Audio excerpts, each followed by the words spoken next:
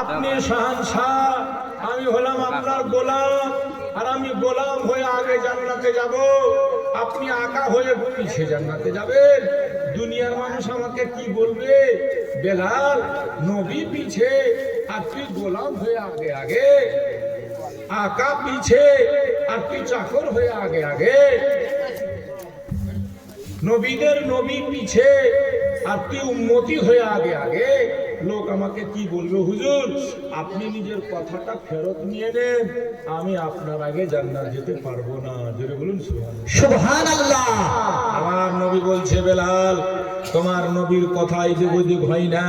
আসমান নিজের জায়গা ছেড়ে দিতে পারে, জমিন নিজের জায়গা ছেড়ে দিতে পারে, কিন্তু তোমার নবীর কথার পরিবর্তন হয়নি, হবে না।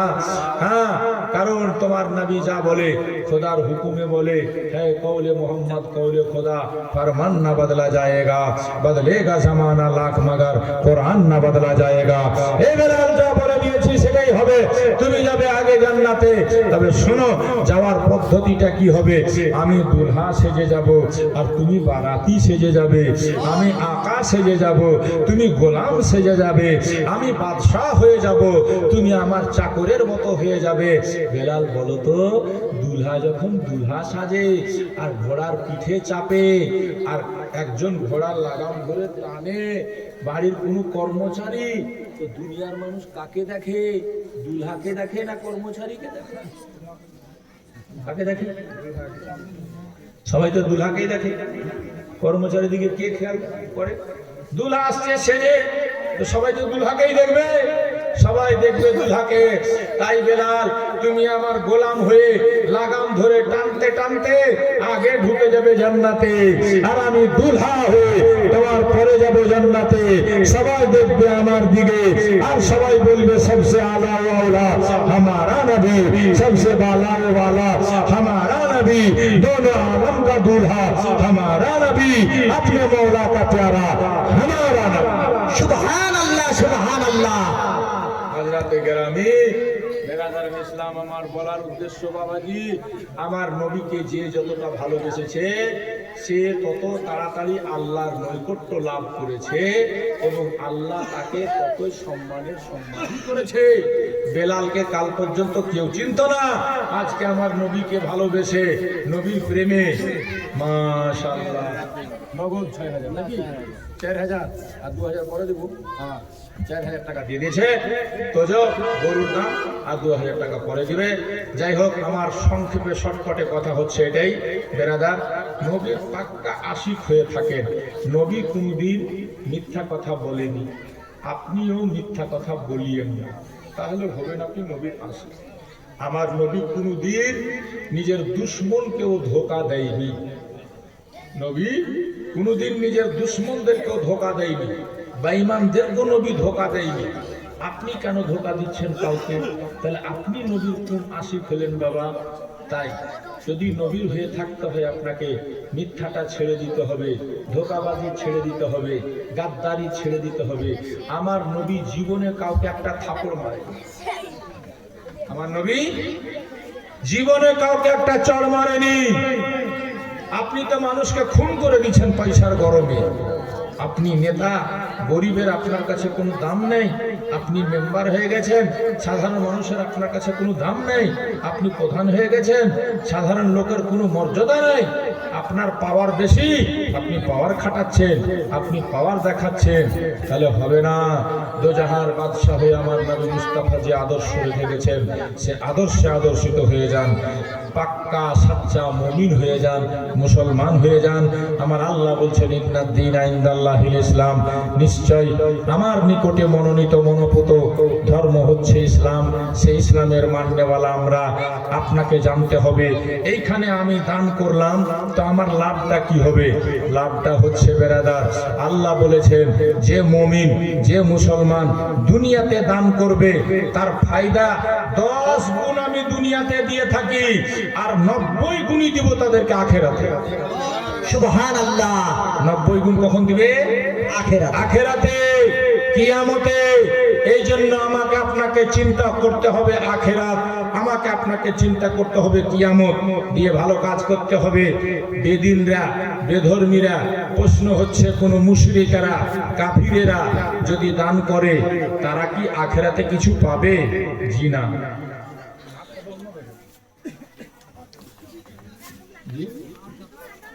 500 টাকা মাশাআল্লাহ দেখেন আমার মুয়াজ্জিন সাহেব খেমচন গোছের 500 টাকা দান করেছেন।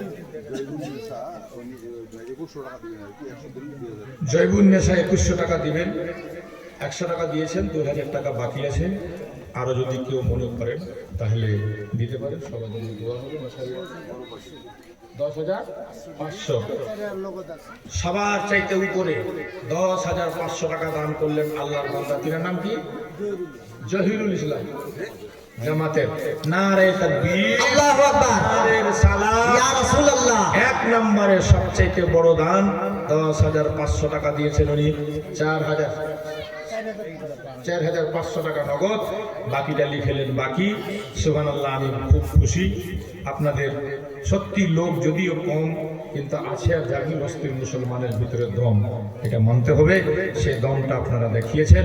আমি আপনাদের জন্য দোয়া করব, আপনারাও আমার জন্য দোয়া করবেন। আমার এবার সফরগুলো খুব লম্বা লম্বা হয়ে যাচ্ছে, যার ফলে আমার যাই হোক, ঠিক আছে এটা আপেল কেউ দিয়েছে, শেষের সময় খেতে খেতে বাড়ি যাবেন, দোয়া নিয়ে যান আর এটা খান। এটার দাম সরকারি হলো 100 টাকা। কেউ দিবেন? 150 টাকা। হ্যাঁ, মাশাআল্লাহ, দেখেন 150 টাকা, 300 টাকা, 300 টাকা, 300 টাকা এক, 500 টাকা, 500 টাকা এক, 500 টাকা দুই, হ্যাঁ 550 টাকা, 550 টাকা এক, 1100 টাকা, 1100 টাকা এক। কে মৌলানা হাসিবুল? আচ্ছা মাশাআল্লাহ, 1100 টাকা, 1150 টাকা, 1150, 1150। দেখি লাস্ট, এটাই শেষ, আর তো কিছু নাই নাকি? আর কিছু আছে? আর কিছু নাই? হ্যাঁ মাশাআল্লাহ, এটা মুল্লাজির ছোট ছেলে, ওনারা বাপ বেটা সবাই আমার দিওয়ান। এটা আমাকে দিয়েছেন 500 টাকা। আপনারা মনে করেন না যে আমাদের টাকা পকেটে বড় জ্বালা আছে। এটা আমাকে দিয়েছেন, আর বাকি দান করেছেন কত টাকা? সুবহানাল্লাহ, হ্যাঁ 10,600 সবচেয়ে বড় দাম। আমি ওটাই ভাবছিলাম যে মোল্লাজির বাড়ি থেকে আসবে ইনশাআল্লাহ। নারে তাকবীর, আল্লাহু আকবার, নারে রিসালাত, ইয়া রাসূলুল্লাহ। 10,600 টাকার দাতা জিন্দাবাদ, সবচাইতে বড় দাম জিন্দাবাদ। আমার মোল্লাজির বাড়ি থেকে এসেছে। আপনার ছেলেটার ছোট নাম, ছেলেটার নাম কি? জসিমউদ্দিন। 3,000 নগদ, 3,000 নগদ, বাকিটা বাকি লিখলেন। 10,600 টাকা উনি দিয়েছেন, সবচেয়ে বড় দাম। আচ্ছা, আরো কেউ আছেন নাকি? আমি চান্স দিচ্ছি, যদি কেউ থাকেন তো বলতে পারেন, পরে বলবেন না যে আমি দিতে চাইছিলাম তো দেওয়া হলো না। আমি একটা উর্দু নাচ শরীফ শোনাবো আপনাদেরকে, রাজি আছেন? রাজি আছেন? আমার যদিও কষ্ট হচ্ছে, কারণ অনেকক্ষণ হয়েও গেল, আর 2 ঘন্টা তো হলো। হ্যাঁ 2 ঘন্টা কম হলো না? কি বকে দেখতো একটু, আই তো দেখি মাইকে 2 ঘন্টা বলা, ডেলি বকতে হবে তো আমার মতো, তাহলে তুই বুঝতে পারবি যে মাইকে বকাটাতে কি আছে, বুঝলো? তো তোর মনে লাগছে না 2 ঘন্টাটা নাকি? যাই হোক, দেখি খুঁজে যদি পাই তাহলে আপনাদেরকে শোনাবো উর্দুতে। মায়ের শানে, মা সম্পর্কে কবি লিখেছেন। সুবহানাল্লাহ, এটা খুব সুন্দর ছন্দ, কিন্তু খুঁজে পাচ্ছি কিনা। একবার দুরূদ শরীফ পড়েন দেখি। আল্লাহুম্মা সাল্লি আলা সাইয়্যিদিনা মাওলানা মুহাম্মাদ ওয়া আলা আলি সাইয়্যিদিনা মাওলানা মুহাম্মাদ ওয়া আলা মুহাম্মাদিন সাল্লাল্লাহু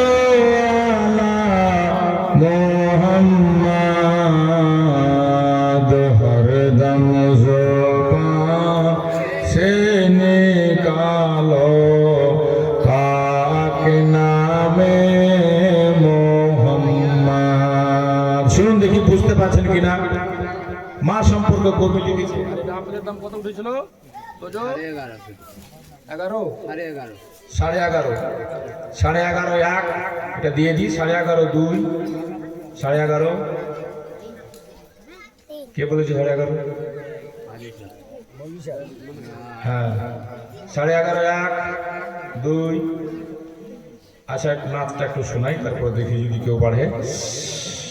মা জैसे जहां में कोई औरत न मिलेगी।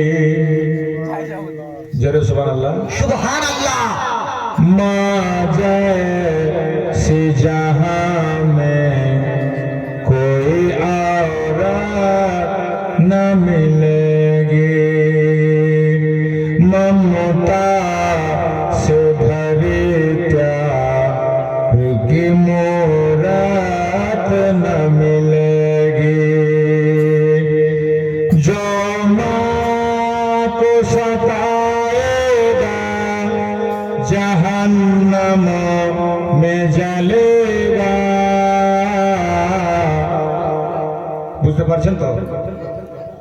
বুঝতে পারছেন না? মাকে যে সাতাবে और কি হবে? জাহান্নামে জ্বলবে। কবি ওটাই বলছে, जो माँ को सताएगा जहन्नम में जलेगा। अरे तौबा उस करने की भी मोहलत न मिलेगी। तौबा उस करने की भी मोहलत न मिलेगी। माँ जैसी जहां में कोई औरत न मिलेगी। 11.5 11.5 11.5 3 बाबू ले जाओ, এটা ले जाओ। सुनिए, आंचल को उठाकर जो दुआ माँ कभी कर दे। কি বাবু বুঝা যাচ্ছে নাকি? आंचल को उठाकर जो दुआ माँ कभी कर दे। दुनिया हो या उक़बा कहीं जिल्लत न मिलेगी। दुनिया हो या उक़बा कभी जिल्लत न मिलेगी। माँ जैसी जहां में कोई औरत न मिलेगी। ममता से भरे प्यार की मोरत न मिलेगी। हर चीज तो बाजार में मिल जाएगी, लेकिन हर चीज तो बाजार में मिल जाएगी, लेकिन माँ बाप से बेहतर कहीं नेमत न मिलेगी। माँ बाप से बेहतर कभी नेमत न मिलेगी।